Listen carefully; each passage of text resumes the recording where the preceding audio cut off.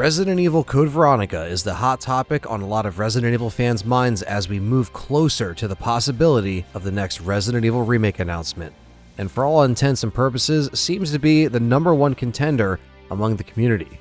While the remake of Code Veronica has yet to be announced, we wanted to explore all of the reasons as to why the game could greatly benefit from a remake, maybe even going as far as to say it needs one. There are many players that only have experienced the RE Engine titles of the franchise. Coming off of the immense popularity of the Resident Evil 2 remake, audiences were left with main character Claire Redfield still in search of her missing brother Chris. This reunion has not been portrayed in the RE Engine as of yet, and it leaves out some key moments. Resident Evil Code Veronica is very much a sibling-driven story, and the Redfield siblings are part of that. This is the game where they find each other in the midst of a dark new story set 3 months after Raccoon City. The conclusion of the story deserves to be explained in a remake, giving it the character depth and impact that could be achieved with a tighter script and cinematic cutscenes. With the recent popularity with increased NPC AI and the concept of co-op mercenaries ramping up excitement for a remake of Resident Evil 5, it's important to consider the pivotal antagonist in that story, Albert Wesker. Even if you haven't checked out the original Resident Evil titles, Wesker is undeniably one of the most iconic and recognizable villains in gaming. Having appeared in the RE Engine recently in the Resident Evil 4 remake as Ada Wong's Contact, Wesker's rise and downfall are explored in games that have not been remade yet. Code Veronica is a crucial part of Wesker's story, where the heroes find out he did not in fact die in the first game. He is back from the dead and more powerful and evil than ever. Now working for a mysterious unknown corporation, Wesker and Chris's rivalry truly begins here, and audiences should be able to witness it. Claire Redfield is a beloved Resident Evil character, even sharing the spotlight with Leon Kennedy in Resident Evil 2. She still captured the hearts of players. Code Veronica begins with Claire being the main character up until a little over halfway through when it switches to Chris Redfield. While Chris does deserve a boost in screen time with the remake, Code Veronica deserves to include more of Claire in the climax and ending of the game. When the final boss begins, Claire runs away and lets Chris handle the monster alone.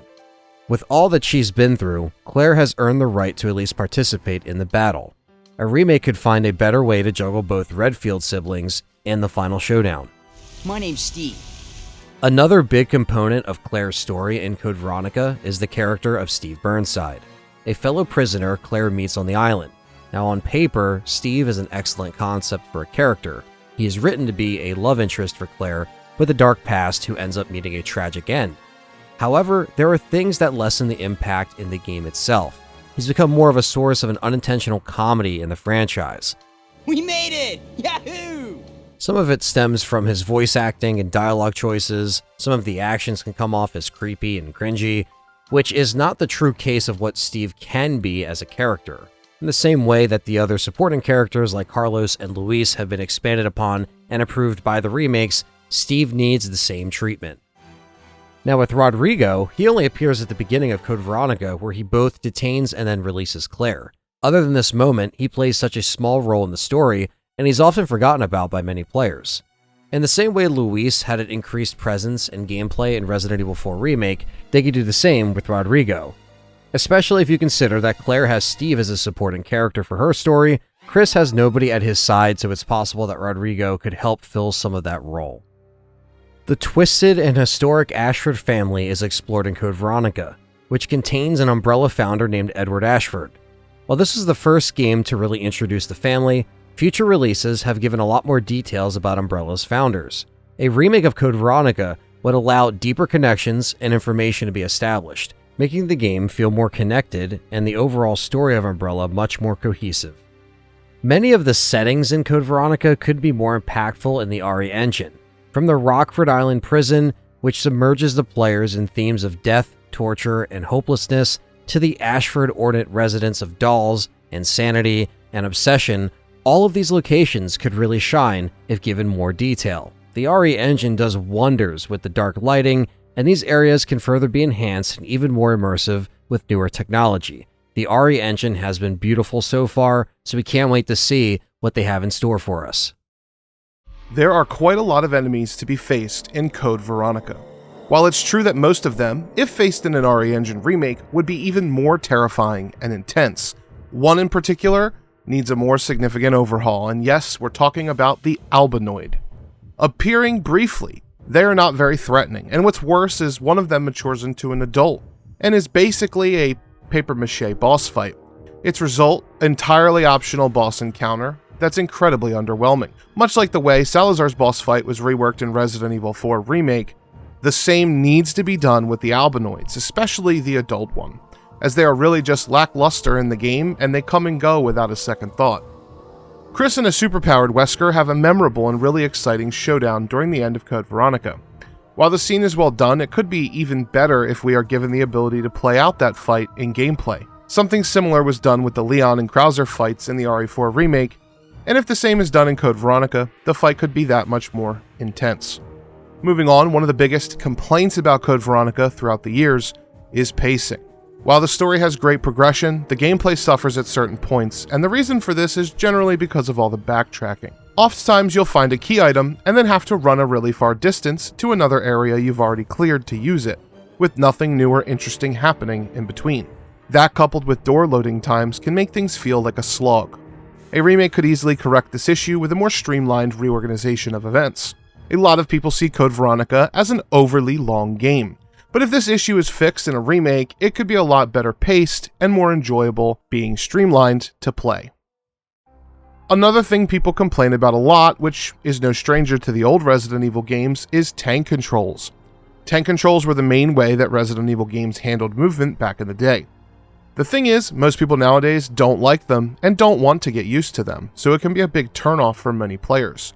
By putting Code Veronica in line with the other RE Engine titles and utilizing the modern control scheme, it would eliminate the controls as a reason not to experience a truly compelling and exciting video game that is Code Veronica. Graphical fidelity in Code Veronica was revolutionary at the time it was released. Looking back, you might think that's kind of cringeworthy, but magazines used to say that games would never look better. And hey, they knew what they were talking about back then. But of course, that was short-sighted because video games obviously blow the original Code Veronica out of the water. Namely, one of the best-looking engines out there is the RE engine. We have seen the graphics and lighting has been greatly improved all the way until now in that RE engine that Capcom is so well known for.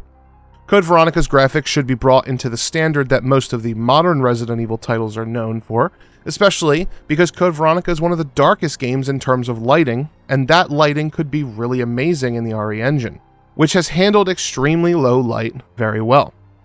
The original game, it's a little lackluster with bonus unlockables, and sure, there is a single extra game mode known as the Battle Game, and you can get some infinite weapons.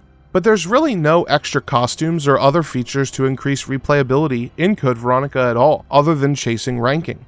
All of the RE Engine titles have a good amount of unlockable content for the most part, we're looking at you Requiem, and a lot more could be implemented in this game with a remake.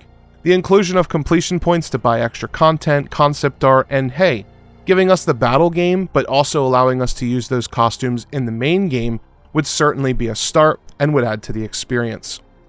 For new players, Code Veronica is talked about as being a hard game, and while they're not technically wrong, it is one of the harder Resident Evil games. There is a big argument that there should be some difficulty selection. Code Veronica originally launched with no difficulty selection, and one of the main upgrades to the remake would be a wide variation of video game difficulty. Adding this to Code Veronica would give players who feel it is too difficult a means to still enjoy the game, while those veterans like us would like to play on a harder mode and make Code Veronica, yes, even more challenging. Look out, Anthony, the hunters are coming. The recent release of Resident Evil Requiem has brought the possible gore and violence of the series to an all-time high. Code Veronica suffered very heavily from censorship, believe it or not, all the way back in the early 2000s, such as the removal of decapitations and gruesome death animations. With an RE Engine remake, the extra gore that was probably planned could come back to life, and could allow the gruesome nature of the game to match its darker storyline. Resident Evil Code Veronica was an incredibly ambitious game. It broke new ground for the series in many ways, though not all of them were executed to their fullest potential. If the Resident Evil franchise is due for another RE Engine remake, Code Veronica is the perfect contender. And while we do hope to see Resident Evil 1 and 0 and 5 remade, we do think it is time for Code Veronica's turn at the wheel as probably the game that needs the remake the most. Now, if you've enjoyed this video, we have more Code Veronica videos on the way. Hit that subscribe button, like the video, and we'll see you next time.